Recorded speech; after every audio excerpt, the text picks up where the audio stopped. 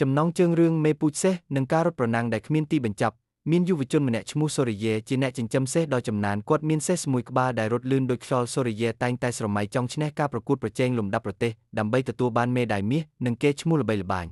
ជារៀងរាល់ថ្ងៃសូរិយាបង្ខំសេះរបស់គាត់ឲ្យហាត់យ៉ាងខ្លាំងគាត់មិនដែលឲ្យសេះនោះឈប់សម្រាប់មើលវាស្មៅពណ៌ខៀវឬផឹកទឹកដោយរីករាយឡើយភ្នែករបស់គាត់សម្លឹងតែទៅរកខ្សែទីព្រ័ត្រតែមួយមុខគាត់តែងតែគិតថាពេលខ្ញុំឈ្នះនោះខ្ញុំនឹងមានសេចក្តីសុខបំផុតថ្ងៃប្រកួតមកដល់សូរិយាជិះសេះរបស់គាត់យ៉ាងលឿនសន្ទុះរបស់វាដាច់ឆ្ងាយពីសេះដទៃទៀតប៉ុន្តែនៅពេលដែលនៅសល់តែ10ម៉ែត្រទៀតនឹងដល់ទីព្រ័ត្រស្រាប់តែសេះនោះដួលខ្ពកទៅលើដីព្រោះវាហត់នឿយខ្លាំងពេករហូតដាច់ខ្យល់ស្លាប់សូរិយាអង្គុយយំក្បែរសពសេះដ៏កំសត់គ្រូនាចារ្យម្នាក់ដើរមកក្បែរគាត់ហើយនិយាយថាសូរិយា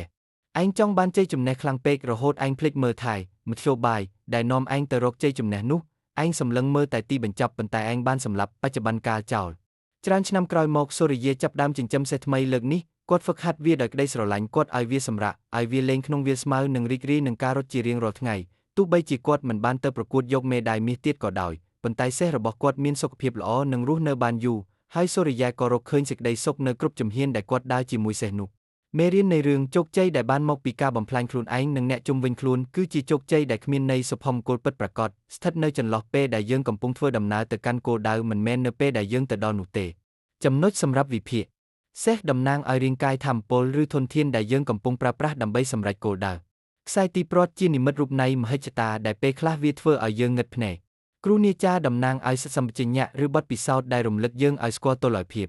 ដំណើរការវិលលទ្ធផលតើមួយណាដែលសំខាន់ជាងសម្រាប់ជីវិតយូរអង្វែង